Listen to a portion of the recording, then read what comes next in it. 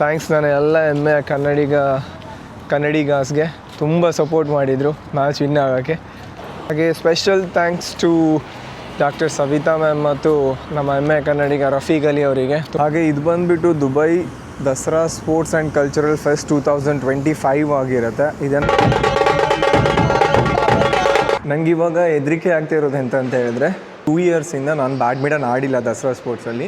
In case ಇವಾಗ ಏನಾದರೂ ನಾನು ಸಿಂಗಲ್ಸಲ್ಲಿ ಸೋತರೆ ಅಂತ ಇಟ್ಕೊಳ್ಳಿ. ಇನ್ ಕೇಸ್ ನಾನು ಆಡದೆ 5-6 ಮಂತ್ ಆಗಿದೆ.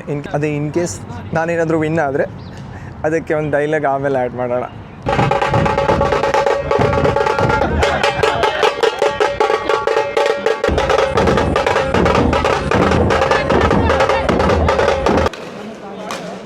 ನೋಡ್ಬೋದು Dubai Dasara 2025 Charan Roshankar Naik first place badminton men singles.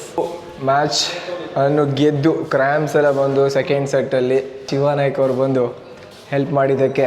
ಎಲ್ಲಿದ್ದಾರೆ ಶಿವ ಅವರೇ? ವಿಡಿಯೋದಲ್ಲಿ ಬಂದುಬಿಡಿ.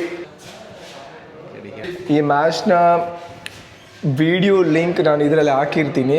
ಚೆನ್ನಾಗಿದೆ ಮೆಡಲ್ಸ್. ಇವಾಗ ನಾನು ಗೆದ್ದಿದ್ದೀನಿ ಗುರು.